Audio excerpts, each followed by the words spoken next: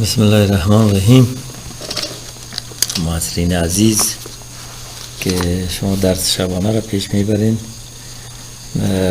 در مورد مضمون اناتومی فیزیولوژی انسان، ما شما یک تعداد از سیستم ها را قبلا تا و سیستم دوران خون و اندوکراین مطالعه کردیم.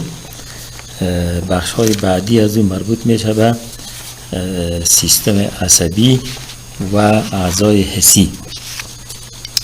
باید گفت که سیستم عصبی انسان از عالی ترین شکل تمثیل کننده سیستم عصبی را در بین تمام حیوانات تشکیل میده و این به خاطر از است که مراکز معرفتی به خصوص احساس و ادراک و حافظه و تفکر و تعقل و تخیل و تصور، این مراکز متعددی است که انسان قادر ساخته تا در مورد شناخت پدیده های مادی و معنوی در صف اول قرار بگیره و از این خاطر از جمله چی که خودش اشرف المخلوقات صفت گرفته. به خاطر چی؟ به خاطر از اینکه اینا قدرت تفکر دارن، قدرت سخنوری را دارن، قدرت تصور دارن، قدرت تخیل دارن و اینا کلش مربوط میشه به ساختارهای سیستم عصبی انسان. سیستم عصبی انسان واحدهای اولیه و ساختارهای اولیه و ساختمانهای اولیه که به نام نیورون ها یاد میشه حجرات سیستم عصبی را تشکیل میده. نیورون ها البته انواع و اقسام مختلف داره، ولی ساختمان عمومی از اونا در 3 بخش به معرفی گرفته میشه که یکی جسم حجروی است، دیگه ساختمان های دندرایت است، دیگه اکسون است. و کتابی که شما در دسترس دارین سیستم عصبی انسان با اجزایش با ساختمان هایش کلش معرفی کرد. سیستم عصبی انسان البته به 2 بخش اساسی تقسیم شده: سیستم عصبی مرکزی، سیستم عصبی محیطی.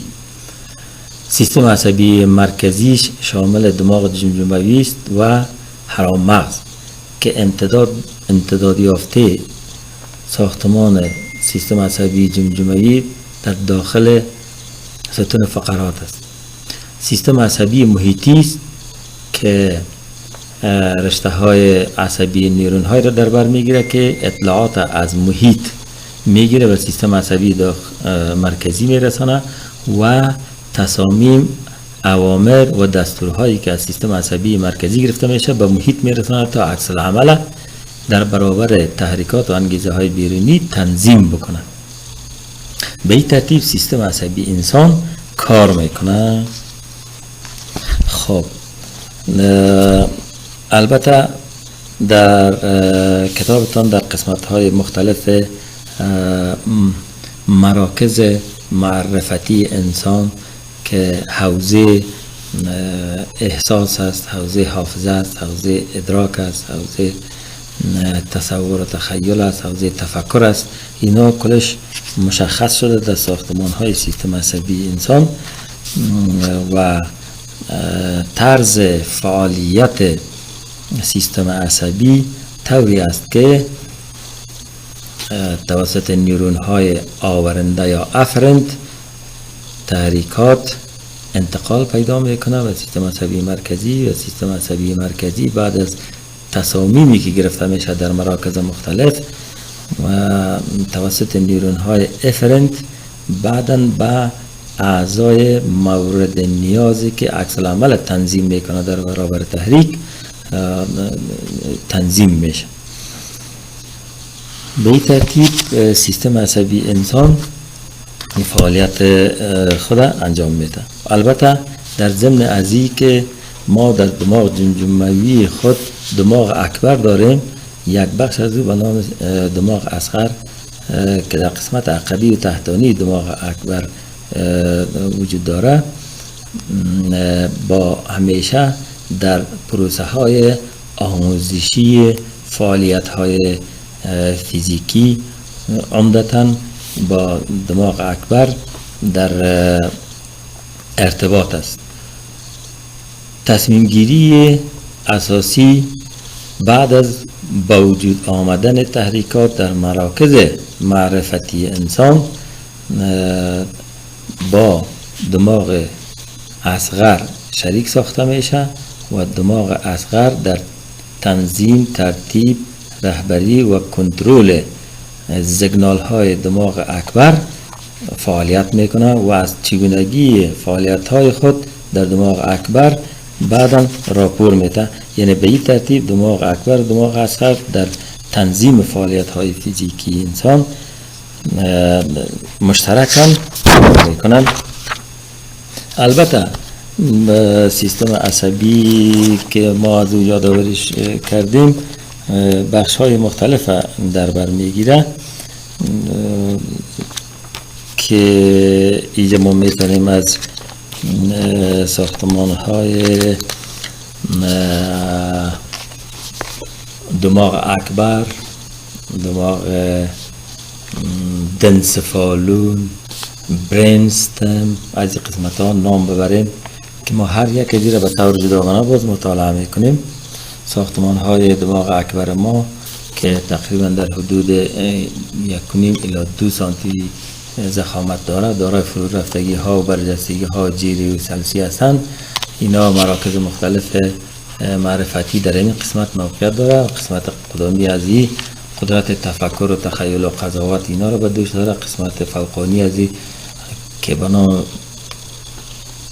پاریتال یاد میشه و به این شکل اکسیپیتال و تمپورال قسمت های مختلف هست. اکسیپیتال قسمت عقبی است که مسئولیت بینایی را به دوش داره. قسمت تمپورال از این قسمت حافظه را بیشتر برمیگیره و مراکز شنوایی را رهبری و کنترل میکنه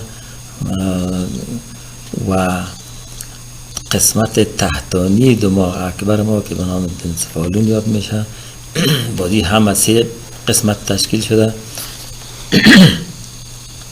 که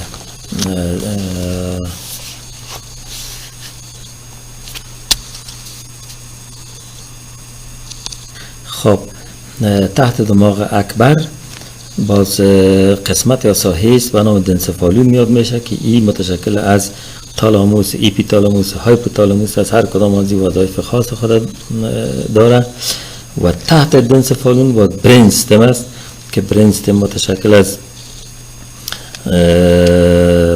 مدبرین، پونز و میدولا ابلونگات است. این را شما در تصویر به وضاحت شما دیده میتونید که قسمت های مختلف دماغ جمجموی ما را تشکیل میده و به امتداد یافته از او حرام مغز است که باز نیورون های افرنت یک بخش اعظم از این در حرام مغز وصل است که اطلاعات میاره و اطلاعات میبره در اعضای مختلف.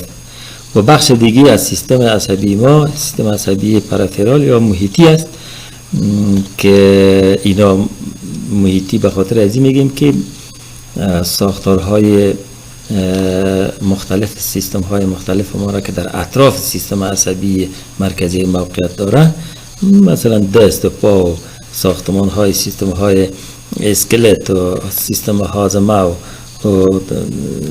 اندوکراین و یورینری سیستم یا سیستم ادراحی و سیستم های مختلف است از داخل بدن و همچنین تحریکاتی که از بیرون وارد میشه توسط ساختمان های حسی یا رسپتورها گرفته میشه. اینا کل از اینا توسط نیورون های افرنت یا نیورون های آورنده گرفته میشه. این تحریکات و سیستم عصبی مرکزی انتقال پیدا میکنه. سیستم عصبی مرکزی بعداً با تحلیل تجزیه عکس العمل های ارادی و یا غیر ارادی را ترتیب و تنظیم میکنه، پس دوباره عکس العمل نشان داده میشه. پس سیستم عصبی محیطی ما متشکل از 2 نوع نیورون هاست که یکی افرنت است و دیگه افرنت. افرنت آورنده تحریک و افرنت آورنده تحریک یا افرنت برنده تحریک هاست از سیستم عصبی مرکزی. باز نیورون های افرنت باز که تحریکات میبره در ساختمان های اعضای بدن، باز به دو قسم است، یکی اتونومیک است و یکی سوماتیک. سوماتیک نیورون های مربوط به اراده خود ما هست که ما اراده میکنیم و اعضای تحت اراده خود ما عکس العمل ها را تنظیم میکنن. اما نیورون های اتونومیک نیورون های است که در ساختمان های داخلی بدن توسط نیورون های افرنت از سیستم عصبی مرکزی تحریکات میبره و فعالیت های داخلی اعضای بدن را تنظیم میکنن. مثلا سیستم اطراحیه را تنظیم میکنن، سیستم هاضمه را، سیستم تنفسی را، که در اختیار ما نیست. از خاطر ایرا اتونومیک میگن. باز اتونومیک شان دو قسم است، یکی سمپاتیک و پاراسمپاتیک است. خب به می ترتیب سیستم عصبی ما عیار شده. البته باز شما قسمت های مختلف سیستم عصبی را در امتداد درس هایتان که در صفحات